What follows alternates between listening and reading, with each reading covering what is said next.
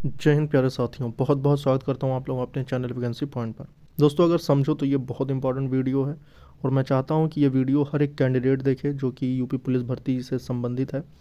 चाहे वो UP police की किसी भी प्रकार की भर्ती हो, चाहे वो पुरानी भर्तियों से संबंधित या फिर नई भर्तियों से संबंधित। तो इस वीडियो में हर चीज़ को अच्छे से डिस्कस करेंगे और सारे आपके सवाल, जितने भी आपके कल के सवाल थे, आपको पता है डेली सुबह 7 बजे मैं आपके सवालों का जवाब वाला एक सेशन लेकर आता हूँ जिसमें आपके सारे सवालों का जवाब मैं देता हूँ। तो इसलिए चैनल को ज़रूर सब्सक्राइब करें और आपका जो भी कन्फ्यूज़न हो आप कमेंट कर सकते हैं। मैं आपको सुबह डेली 7 बजे वाली जो वीडियो आती है उसमें आपके सारे सवालों का जवाब देता हूँ। तो यूपी पुलिस भर्ती संबंधित जितने भी आपके कन्फ्यूज़न सवाल और जो नई अपडेट्स हैं इनसे संबंधित, वो भी मैं आज इस वीडियो में शेयर करने वाला हूँ। तो आप लोग ज़्यादा से ज़्यादा सपोर्ट और सहयोग करें, क्योंकि ये सारी चीज़ें सिर्फ़ और सिर्फ आप लोगों के लिए ही की जा रही हैं।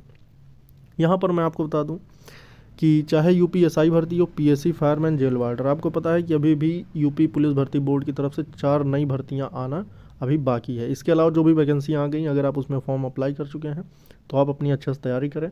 और जो ये वैकेंसियां हैं उनमें मौका किसी और को दें, क्योंकि आप अपनी सीट उसमें निर्धारित करें जिसमें आपने फॉर्म अप्लाई कर रखा है। अब उसके बाद जो नई भर्तियां आने जा रही हैं, अभी तक जो वैकेंसी आई थी वो 2023 में आई थी, चाहे वो 28 या 29 अगस्त दिसंबर को ही आई, तो उनकी जो आयु सीमा काउंटिंग की गई थी वो 1/7/2023 से की गई। मगर अब 2024 में आने वाली भर्तियों की जो आयु सीमा काउंट की जाएगी वो की जाएगी 1 जुलाई 2024 से। तो अब कुछ नए अभ्यर्थियों को मौका मिल जाएगा इसमें, क्योंकि अब जो 1 जुलाई 2024 को जो आयु सीमा 18 साल की पूरी कर रहा होगा तो उसे इसमें मौका मिल जाएगा। ठीक है, तो यहाँ पर ये चीज़ है कि अब सबसे बड़ा मुद्दा है कि नोटिफिकेशन कब तक आएगा। और पुरानी भर्ती जो भी कैंडिडेट हैं जिनके कमेंट्स आ रहे हैं, और सबसे ज़्यादा जो अभ्यर्थी परेशान है मैं समझ सकता हूँ मेरे भाई 2013 वालों का। तो 2013 वालों का जो मुद्दा है मैं इस वीडियो में डिस्कस करूँगा। तो पूरी तरह से अगर आप लोग तैयार हैं तो अब मैं शुरू करता हूँ। और आप लोग से एक बार और अपील कर रहा हूँ मेरे भाई कि चैनल को ज़रूर सब्सक्राइब कर लो, जिससे कि आपको हर अपडेट्स मिले और हर वीडियो में आपके मुद्दों का मैं जिक्र ज़रूर करता हूँ। तो ये इसलिए आप लोग वीडियो भी लाइक और शेयर करते रहें। मैं बात करूंगा मेरे भाई कि यूपीएसआई भर्ती का लेकर जो नोटिफिकेशन के इंतज़ार में कैंडिडेट हैं अभी, तो मैं उनसे एक बात अंतिम रूप से कहना चाहूँगा कि यूपीएसआई का जो नोटिफिकेशन है ना मेरे भाई, आपको पता है कि इसकी टेंडर प्रक्रिया बहुत पहले ही चालू की गई थी। और जब इसका टेंडर शुरू किया गया था ना, तब ये था कि इसकी पदों की संख्या जो निर्धारित की गई थी 2400 पोस्ट पर। 2400 पदों के एग्ज़ाम को कराने के लिए टेंडर प्रक्रिया शुरू की गई थी, लेकिन टेंडर का लेकर अभी कुछ फाइनल पता नहीं चला और ना ही रेडियो ऑपरेटर का भी पता चला था, मगर उसकी एग्ज़ाम डेट अनाउंस कर दी गई। तो ये कि अब ये भर्ती का नोटिफिकेशन कब तक आएगा, भर्ती बोर्ड इस बारे में क्या कह रहा है, मैंने बहुत कोशिश करी और जो भी कैंडिडेट इस संबंध में मुझसे जुड़े हुए हैं उनसे मैं यही कहना चाहता हूँ कि आप लोग भाई मेरे ज़्यादा से ज़्यादा सपोर्ट करते रहो। और इस संबंध में मैं पूरी तरह से लगा हुआ हूँ, जो भी अपडेट होगी सबसे पहले मेरे चैनल के माध्यम से ही आप तक पहुँचेगी।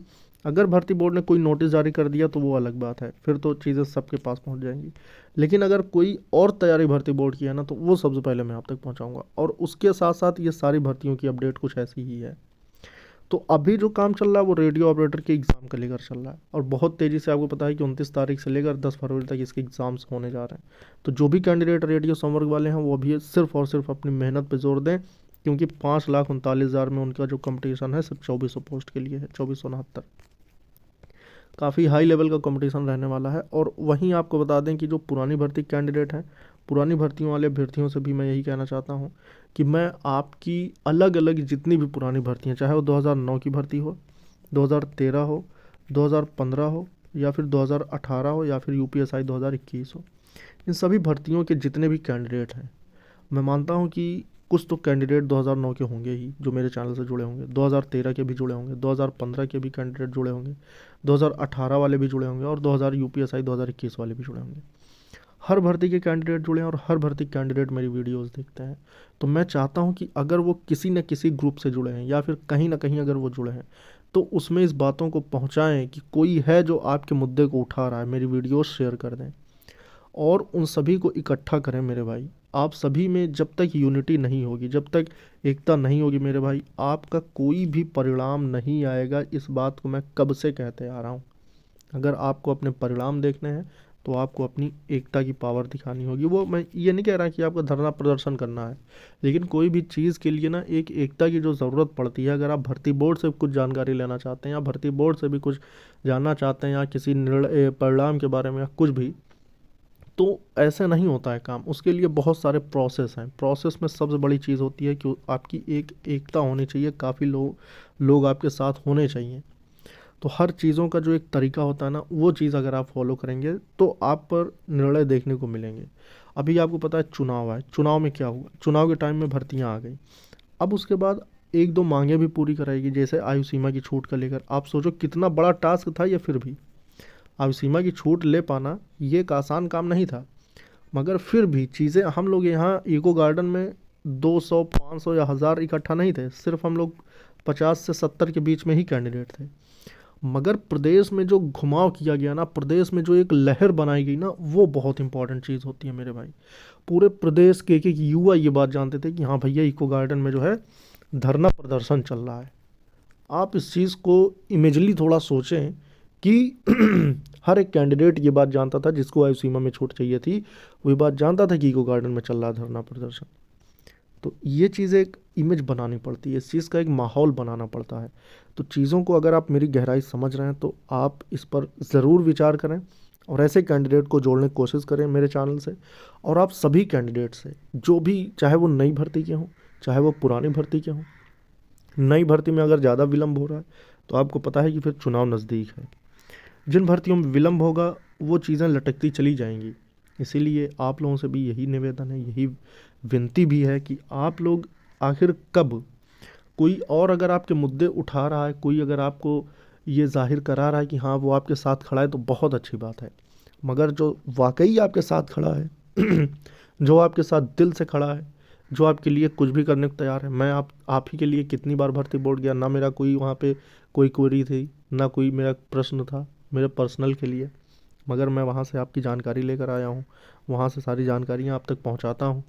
तो चीज़ें जब आप समझेंगे इन सबको ना, तो आपको पता चल जाएगा कि आखिर कौन है जो आपके लिए खड़ा है और कौन है जो आपसे व्यापार कर रहा है। मैं बड़े कोचिंग इंस्टीट्यूट्स की बुराई नहीं कर रहा, मगर मेरे भाई कम से कम एक बार तो यार आवाज़ उठाएं, एक बार तो इन मुद्दों पर आएँ कि कैंडिडेट्स तक बात पहुँचाएँ जितने, क्योंकि उनसे करोड़ों की संख्या में अभ्यर्थी जुड़े हुए हैं। तो जब उनके पास करोड़ों की संख्या में अभ्यर्थी हैं तो कम से कम उनके कानों तक एक बार तो बात पहुँचाएँ कि उनको पता चले हाँ भैया ये सब चीज़ें हैं। और उनका एक कहना, मतलब उनके द्वारा कोई बात को बोलना जो एक क्रांति लाता है ना, वो हम लोगों के कहने से नहीं आएगी। हम भाई कितनी बड़ी फैमिली है हमारी 15,000 सब्सक्राइबर हैं। 15,000 सब्सक्राइबर में व्यूज़ कितने आते हैं, लगभग वही 400-500। तो इससे क्या होगा, इससे कोई क्रांति नहीं होने वाली। इसमें तो 10 तो ऐसे होंगे जो गलत कमेंट करके चले जाते हैं। तो चीज़ों को समझो मेरे भाई, जहाँ पर ज़्यादा पॉसिबिलिटीज़ होती है ना, वो चीज़ें हमारी स्लो हैं। जहाँ पर, तो ये चीज़ होता ही है, जिनके पास ज़्यादा पावर है, जिनके पास ज़्यादा रिसोर्सेज हैं, जिनसे कुछ हो सकता है, वो नहीं करते। यही तो सबसे बड़ी दुविधा का काम, मतलब दुविधापूर्ण बात है कि ये चीज़ें जिनके हाथ में कुछ है, चेंज करने की पावर है, जिनके पास शक्ति है, वो अपनी शक्ति का इस्तेमाल ही नहीं करते। तो जब ऐसी स्थिति बनी रहेगी मेरे भाई, तो कैसे काम होगा बताओ। ना फिर यूपीएसआई हो, पीएससी हो, फायरमैन हो, जेल वार्डर, भर्ती बोर्ड की तरफ से सब पर इशारा है, मगर आ कुछ भी नहीं रहा है। तो इन भर्तियों में जिनको मौका मिलेगा वो भाई थोड़े नए कैंडिडेट होंगे। आयु सीमा में छूट मिल जाएगी तो ये भी आपका 18 से 25 साल हो जाएगी, और हो सकता है इसमें 26 साल हो जाए, क्योंकि आयु सीमा में अब सोचो कि 24 पूरी तरह से आ गया। अब 2018, और यूँ कहें तो जेल वार्डर की और पुरानी भर्ती 2016 में आई थी, मगर रीओपन किया गया था 2018 में। तो कहीं ना कहीं बहुत लंबा अरसा बीता इन भर्तियों का चलते। तो अगर इस पर जो भी कोशिशें की जाएंगी, आपको आप तक बातें पहुंचाई जाएंगी। बाकी आपसे यही कहना चाहूँगा कि आप लोग सपोर्ट सहयोग करते रहो मेरे भाई। हर तरह की आवाज़ उठाने के लिए वैकेंसी पॉइंट चैनल आपके साथ खड़ा हुआ है, आपका सपोर्ट करेगा, आपके सहयोग करेगा और आपकी हर भर्ती का मुद्दा उठाएगा। तो बस इस वीडियो में यही कहना चाहता हूँ। और आज जो भी कमेंट्स आए थे उनको मैं नहीं दिखा पा रहा हूँ, बाकी अगली वीडियो में मैं आपके कमेंट्स ज़रूर दिखाऊँगा। जय हिंद।